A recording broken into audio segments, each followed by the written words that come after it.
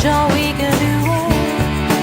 We just got to, yeah, yeah, yeah, yeah. I know we can do it.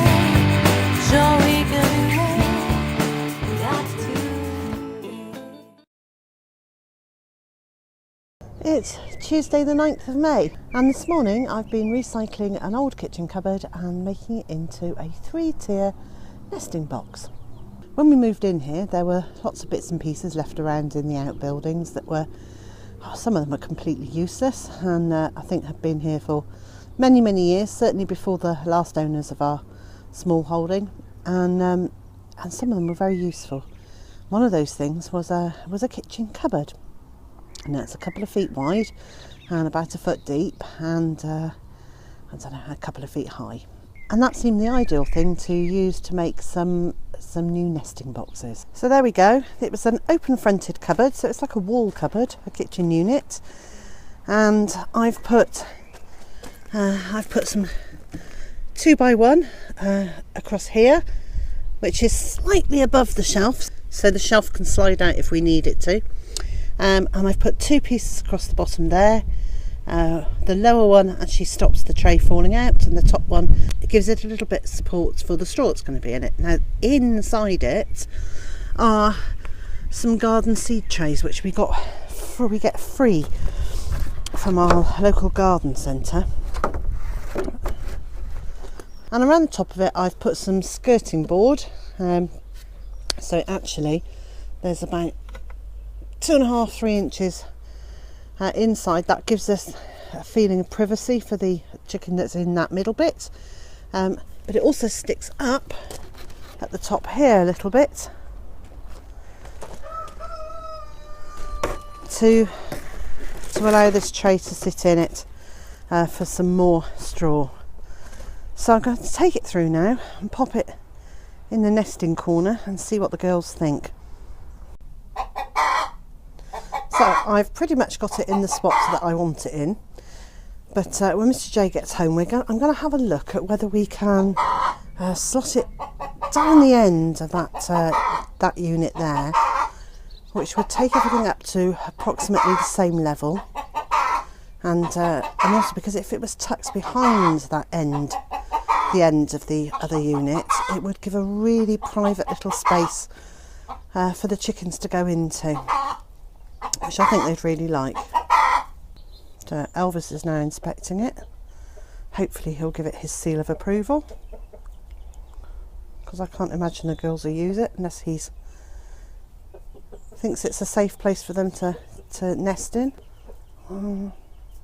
He's not shredding it, so he's not hating it, but at the same time he hasn't got in and made his lovely clucking noises, which would indicate he'd want the girls to lay in it.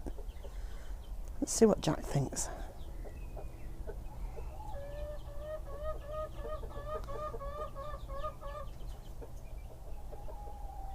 What do you think, Jack? Funny old things, chickens, they don't really like change.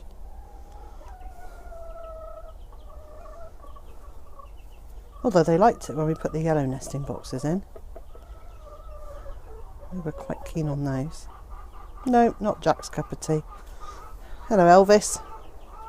Hello, lovely.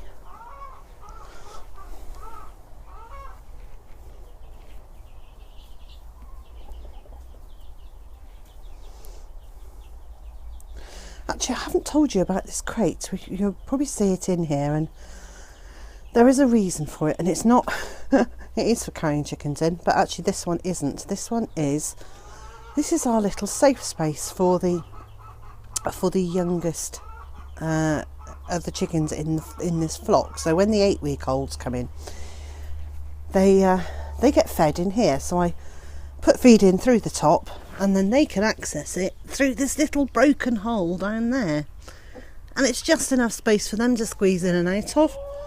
But the older chickens certainly can't get in, so they can have their feed in there nice and safely, away from the others pecking them or trying to steal their food, and that seems to have worked really well.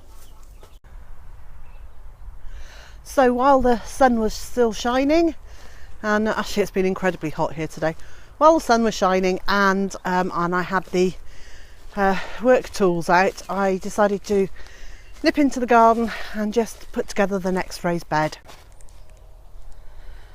And there we go.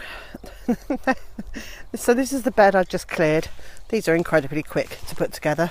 The end sections are, well, I don't know what they are. They're kind of like pallet boxes, or there's something that stuff gets delivered in the local business where we get our pallets.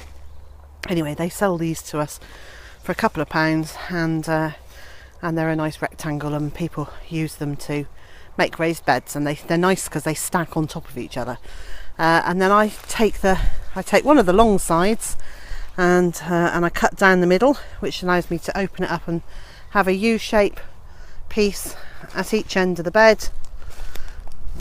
And then I just need to find a piece of wood to go in the middle to bridge that gap. So what I've used this time are these are the old soffits from my sister's house, and when she had her roof replaced, she gave us the old wood. It's really tatty. It's really tatty, but you know, it just does the job perfectly. So the lovely corners, the ends are 8 inches deep, and the section in the middle is the soffit piece is 7 inches deep. So there's a little gap underneath, but that's okay. I'm just going to pop a piece of 2x1 under it, and that will fill in the gap, and then I can start topping up this bed with compost. Well, I am going to have to water it like mad first because of the way our ground is here. This is concrete hard and dry and really hard to dig into. So I'm going to water all this, and then I can get some compost on the top of it, which will improve the soil no end, and put lots of worms in there, and then bit by bit over time I will get this filled up to the top. Now obviously we still have lettuces on the go. We'll have some more tonight, but I'm getting to the point where my neighbours and my friends are not thanking me for the number of lettuces I'm giving them, but I shall carry on doing it because I just don't want to see them go to waste. And although I can give them to the chickens, there's very little nutritional content in lettuce. And guess who's here? It's Monty. Monty, hello, sweetie. So yes, the lettuce has very little nutritional content, and although the chickens like it, it's a bit of a waste giving it to them because they just get nothing from it. Mr. J was just saying how well the potatoes look like they're doing. It's odd. It's very odd that they look like they're doing so well on one side compared to the other. But that's because, as yet, I haven't cut little holes for the potatoes on the other side. And so I've got the cushion, I have some scissors, and that's my next task. And that's probably going to be my last task of the day. Well, I think I've now cut a hole at every point where there is a seed potato. And so that's now ready for me to bring over some wood chippings. And the only reason I'm bringing wood chippings over is just so I don't have to look at black plastic, because I'm not really keen on doing that. And there are a couple of spaces where the seed potatoes have failed, but luckily I've got some spares that I put in an egg box to chit, and that's to start their growth off. And I can just pop those in the couple of spaces where there are gaps. I think there's 4 that have failed.